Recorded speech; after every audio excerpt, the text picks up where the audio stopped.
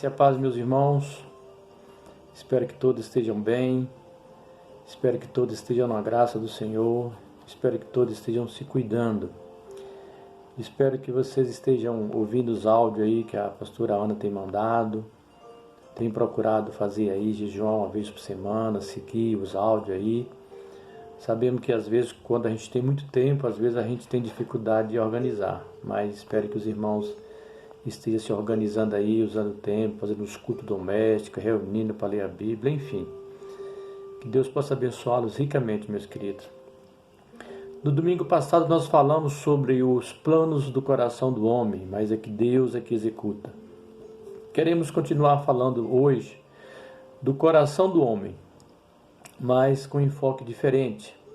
E por isso eu quero ler o mesmo texto de Provérbios 16, Provérbio 16, 1 a 5, que fala assim: o coração do homem pode fazer planos, mas a resposta certa dos lábios vem do Senhor. Todos os homens têm o seu caminho como puros aos seus olhos, mas o Senhor pesa o espírito. Confia ao Senhor as tuas obras e os teus desígnios serão estabelecidos. Só até aqui. Nós falamos, meus queridos, sobre os homens fazer planos, dos planos frustrados esse ano. Nós comentamos sobre isso e falamos que não tem nada de errado em fazer planos e que nós temos que fazer planos, que nós temos que planejar, mas que nós deveremos sempre colocar Deus no centro dos nossos planos, projetos, sonhos, metas, enfim. E hoje eu quero continuar falando sobre o coração do homem. Sobre o coração do homem. Durante toda a história, praticamente toda a história, a humanidade sempre teve o coração como centro da vida. E praticamente ainda continua. Mas durante toda a história, o coração foi o centro da vida para 90 e tantos por cento das culturas. Há algumas culturas, como eu vivi na África, algumas regiões, que não tem o coração como centro da vida, mas tem o fígado, tem a garganta, tem o estômago. Mas 90 a 95% da humanidade, das nações, tem o coração como centro da vida, onde está todas as coisas, as emoções, a personalidade, o caráter, tudo está no coração. Porém, no século XX, na época de 60, foi feito o primeiro transplante de coração.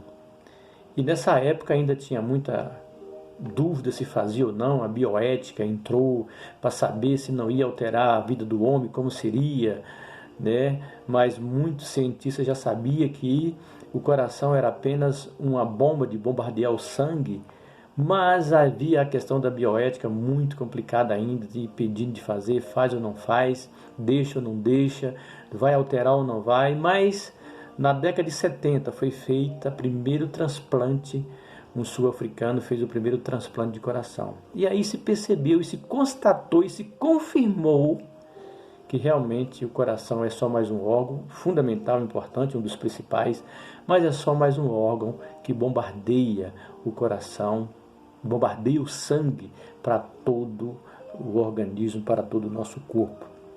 E aí, a partir daí foi feito tantas outros transplantes e tal. Mas eu quero falar de vários tipos de coração hoje. Primeiro, eu quero falar e comentei e falei sobre o coração perverso. Sobre o coração perverso. O homem de coração perverso, que Deus não anima, que Deus não agrada, que Deus abomina, ele tem o coração e a mente torta, corrupto.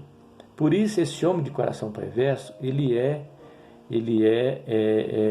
abominável ao Senhor e ele é cruel. Em Provérbios 17, 20, quero ler só Provérbios 17, 20, fala assim: o perverso de coração jamais achará o bem, e o que tem a língua dobre vem cair no mal. O perverso de coração jamais achará o bem, porque os seus pensamentos, tudo aquilo que ele pensa é de ruim. Não sabemos como, mas sobretudo pelo afastamento de Deus e o pecado tomando conta do seu coração, esse homem tornou perverso. E ele é cruel e ele é ruim e Deus não se agrada dele. Mas o apóstolo Paulo diz que todos nós temos um pouco de perversidade, que há uma perversidade em todos nós, que há uma ruindade em todos nós. Ele diz, o bem que eu quero fazer, eu não consigo, o apóstolo Paulo fala. E também diz, não há nada de bom em mim. Então há, na verdade, um pouco de perversidade em cada um de nós.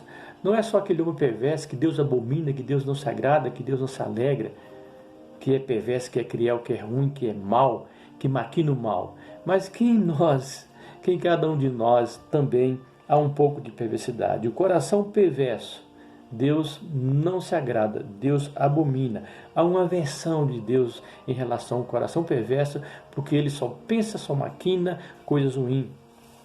Mas nós temos também o coração arrogante. E nós podemos juntar aí o coração arrogante, o coração orgulhoso, o coração soberbo. Eles são tudo igual, são primos, são amigos, são do grupo só. E esse povo, desse coração, Deus também abomina, Deus tem aversão, Deus não se agrada. Ele se julga, geralmente o arrogante, o soberbo, o orgulhoso, ele se julga melhor do que tudo, ele se julga melhor do que todos, ele acha que ele faz sempre as coisas melhor do que todo, ele trata os outros com desdém, ele trata os outros com descaso, ele não respeita os humildes, ele não olha muito para aqueles que são mais simples. Ele é orgulhoso, o coração dele é orgulhoso, o coração dele é soberbo, o coração dele é arrogante. E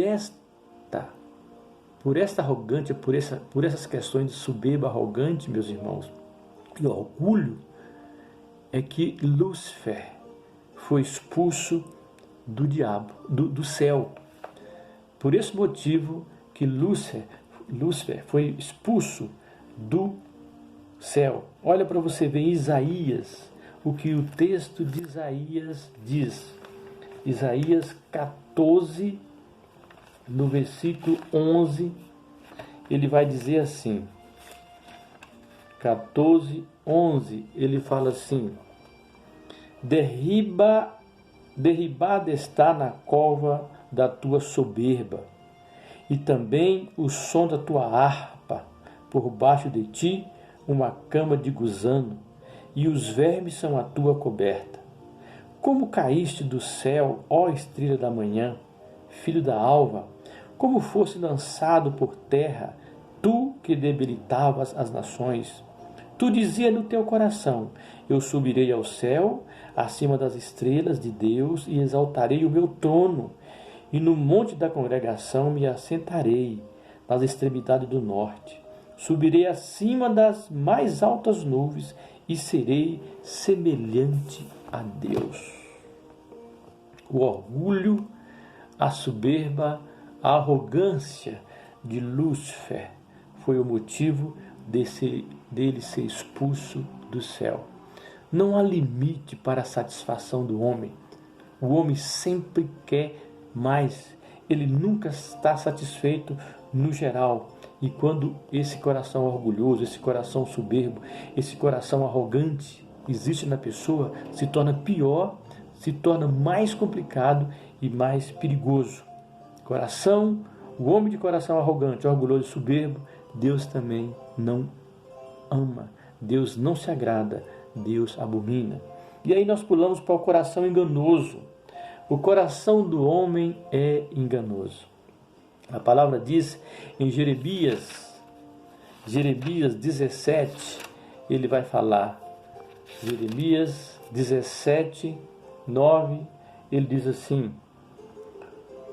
enganoso é o coração mais do que todas as coisas, e desesperadamente corrupto, quem o conhecerá?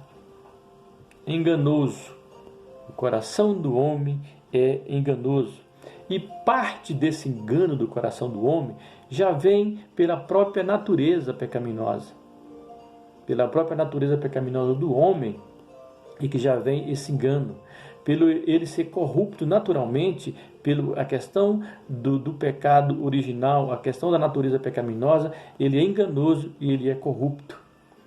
E ele sempre busca fazer aquilo que lhe agrada, lhe satisfazer o seu coração. Ele confia no seu coração, ele confia no seu sentimento. Mas aquele que confia no seu coração é insensato, é inconsequente e sempre faz as coisas e na maioria das vezes não dá certo. E existe uma pregação por aí, até nos filmes e outras coisas, em algumas áreas, algumas profissões, que diz assim, que orienta assim: segue o seu coração. Eu creio que você já ouviu isso em algum lugar. Segue o seu coração. Meus irmãos, quando nós seguimos o nosso coração, se é a orientação de Deus, nós vamos sempre estar sendo enganados. Porque a palavra diz que o coração do homem é enganoso. Não podemos seguir o nosso sentimento, não vivemos de sentimento. Não vivemos por aquilo que nós sentimos no nosso coração. Nós podemos sentir várias coisas gostosas no nosso coração, alegria e tantas coisas que é bom a gente sentir no coração. Mas nós não seguimos, nós não somos guiados pelo sentimento que nós temos no nosso coração. O nosso coração não é confiável. O nosso coração não é totalmente confiável para nós seguir apenas o nosso coração, porque o coração do homem é enganoso. E aí nós passamos para outro tipo de coração, o que é o coração amargurado, ferido, magoado e rancoroso. Esse coração nós colocamos, esses três termos nós colocamos em um só tipo de coração. Esse coração rancoroso, magoado, ferido, eles são do mesmo grupo, podemos dizer assim. E todas as vezes, meus irmãos, que nós ferimos alguém, ou que alguém é ferido, ou que alguém é magoado, que alguém fica ressentido, a tendência é ficar sentido, depois ressentido, depois magoado, depois rancoroso e depois ele fica amargurado. Ele se fecha.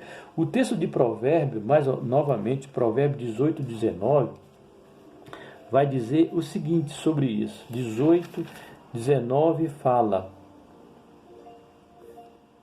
18, 19. O irmão ofendido resiste mais que uma fortaleza. Suas contendas são ferrolhos de um castelo. O irmão ofendido, quer dizer, ele se fecha. O seu coração se fecha, ele se torna rancoroso, amargurado, ferido, ele se fecha como uma fortaleza. Olha o exemplo que o sábio foi buscar. Mais do que uma fortaleza. E a sua ferida se torna como ferrolhos de um castelo. Você pode imaginar aquelas grandes portas de um castelo, né? Apesar que hoje é diferente, mas aqueles grandes ferrolhos que fecha.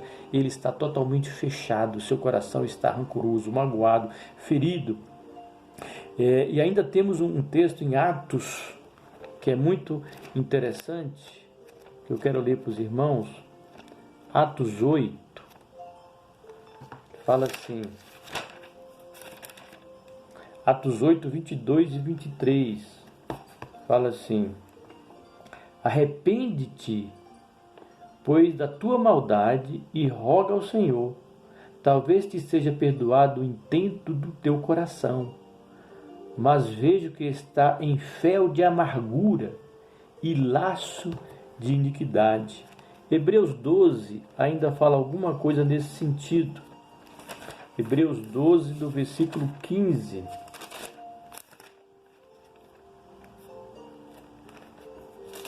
Hebreus 12, 15 fala assim: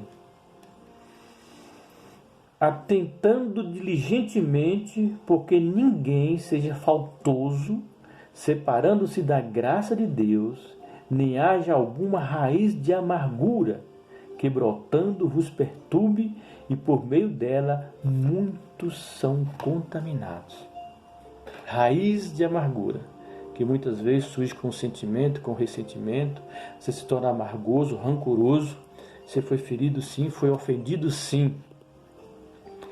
E esse coração se distancia de Deus, se afasta de Deus, se fecha para a palavra de Deus. E as consequências é infidelidade, infelicidade, ingratidão, ódio, vingança, dificuldade de relacionamento, dificuldade de amizades e dificuldade de relacionar e de falar com Deus e, consequentemente, o afastamento de Deus. Por isso, meus irmãos, o coração amarguroso, rancoroso, ferido e amargurado tem esses problemas. E se isso tem algum de nós, alguns de vocês que estão me ouvindo, coloca diante de Deus, pede perdão e conserta. E aí nós temos o coração de pedra, que vai falar lá em Ezequiel 36. Coração de pedra, coração endurecido. Ezequiel 36, no versículo 24, fala assim. Ezequiel 36, 24. Tomar-vos-ei de entre as nações, e vos congregarei de todos os países, e vos trarei para a vossa terra. Então aspergirei a água pura sobre vós, e ficareis purificados. De todas as vossas imundícies e de todos os vossos ídolos vos purificarei. Dar-vos-ei coração novo, e porei dentro de vós o espírito novo. Tirarei de vós o coração de pedra, e vos darei um coração de carne. Coração de pedra. Aqui, meus irmãos, os judeus, os israelitas, eles haviam endurecido o coração, afastado de Deus, e a cada dia que eles afastaram de Deus, os seus corações foram endurecendo e tornaram como pedra. Tanto é que a causa desse texto que nós estamos falando aqui é porque os babilônios invadiram e eles foram levados ao cativeiro e foram espalhados por todas as nações. Por isso ele diz assim, tomar-vos-eis entre as nações, porque eles foram espalhados por todas as nações como punição por ter endurecido seus corações, por ter afastado de Deus, e seus corações se endureceram, fecharam e não aceitaram a palavra de Deus. Corações endurecidos. Mas o Senhor está dizendo, olha, passou o tempo da punição, do castigo, agora eu vou buscar a todos, vou trazer a todos, vou cuidar de todos, vou tratar a todos, vou sarar a todos, vou cuidar com o bálsamo todo, vou dar um novo coração, um coração de carne, um coração mole, um coração que me ouve, um coração que está pronto para poder me receber. E tem um texto de Jeremias que ele vai dizer que Jeremias 31, 33, e ele vai dizer assim, dentro do mesmo texto, que está dentro do mesmo contexto, fala assim, porque esta é a aliança que firmarei com a casa de Israel. Depois daqueles dias, diz o Senhor, na mente lhe imprimirei as minhas leis, e também no coração lhes escreverei. Eu serei seu Deus, e eles serão meu povo. Não ensinarão jamais a cada um o seu próximo, nem cada um ao seu irmão, dizendo, conheça o Senhor, porque todos me conhecerão, desde o menor até o maior deles, diz o Senhor, pois perdoarei as suas iniquidades, e dos seus pecados jamais me lembrarei. O contexto aqui é o mesmo, Jeremias e Ezequiel. O povo foi levado para a Babilônia por causa dos seus pecados, por ter afastado de Deus. Mas Deus está dizendo, eu vou trazer de volta, perdoarei, cuidarei, sararei, cuidarei das vossas feridas, darei um novo coração, e vocês serão o meu povo. E por fim, nós temos aqui o coração aquebrantado. O coração aquebrantado. O coração contrito. Coração aquebrantado, coração contrito. Os corações que são limpos de coração, Jesus diz, Mateus 5,8, os limpos de coração. E esse coração aquebrantado é o coração grato, é o coração reto, é o coração puro, é o coração alegre, é o coração que perdoa, é o coração amável, é o coração humilde, é o coração tratável, é o coração que agrada ao Senhor. E eu quero ler aqui o texto em Salmo 140, Salmo 147, ele diz o seguinte, 147 no versículo 3, ele fala assim, sara os de coração quebrantado. O Senhor edifica Jerusalém e congrega os dispersos de Israel. sara os de coração quebrantado e lhes pensa as feridas. E no 51, ele fala assim, 51, 17, ele fala assim, Salmo 51, 17. Sacrifícios agradáveis a Deus são os de espírito quebrantado, coração compungido e contrito, não despreza, ó Deus. E outro texto ele fala, o Senhor está perto daqueles que têm os corações aquebrantados. Ele não despreza o coração aquebrantado, ele não despreza um coração contrito, ele não despreza um coração que lhe busca e que lhe abre e que lhe deixa que ele venha trabalhar, ele não despreza. Por isso, meus irmãos, que você possa analisar nessa noite, como está o seu coração. Se há alguma ferida, se há alguma mágoa, se há algum ressentimento, se há algum endurecimento por alguma palavra que alguém diz, que às vezes algumas pessoas dizem algumas coisas para nós, se nós não tivermos cuidado, nós fechamos nosso coração, nós ficamos feridos, nós ficamos sentidos. Mas nessa noite que você pensa, faz uma reflexão, sonda juntamente com o Senhor o seu coração e vê como está o seu coração. Vê se há alguma coisa, como o salmista diz, vê se há alguma coisa, sonda-me, vê se há alguma coisa em mim, Senhor. E traz à tona, para ser sarado, para ser cuidado pelo Senhor, para ser colocado bálsamo pelo Senhor. Porque mesmo que alguém te feriu, só vai fazer mal para você. Se você se fechar, se magoar, ficar sentido, amargurado, rancoroso, só faz mal para você. Muitas vezes aqueles que lançaram palavras, que disseram coisas ao seu respeito, a meu respeito, nem está aí, nem lembraram. E às vezes a gente fica sentido, sofrendo, magoado, rancoroso. Então, que nessa noite você possa ver como está o seu coração.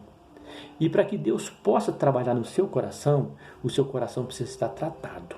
O seu coração precisa estar bem, perdoado, perdoa as pessoas, limpo, tranquilo. Só assim Deus vai trabalhar no seu coração. Que Deus te abençoe, que Deus nos abençoe. Fique em casa, cuida, trata, lê a Bíblia, faz o culto doméstico, faz a campanha dos 40 dias e que Deus nos abençoe. Vamos orar. Senhor, nós te agradecemos, Pai, pelo teu amor, pela tua graça, pelos teus cuidados, pela tua presença, Senhor. Te agradecemos, meu Pai, porque o Senhor tem cuidado de nós. Mas eu quero te pedir por toda a tua igreja, todo o teu povo, mas não só por essa igreja que nós cuidamos, por todas as igrejas do Brasil e no mundo. Queremos lembrar do mundo que sofre, que tem sido, Senhor, ferido. O mundo sofre e o Senhor sabe. E certamente a dor do Senhor é muito, muito maior do que a nossa. Conforta os corações daqueles que têm perdido seus entes queridos.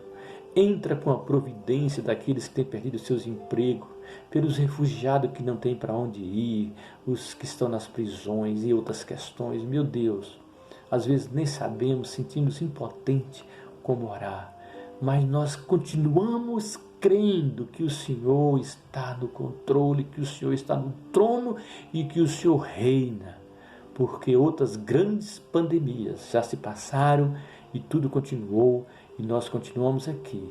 Em nome de Jesus, que o Senhor venha, Pai, visitar, tocar aonde ninguém pode tocar, só o Senhor, porque o Senhor é soberano sobre todos e sobre tudo. Deus abençoe, meus irmãos.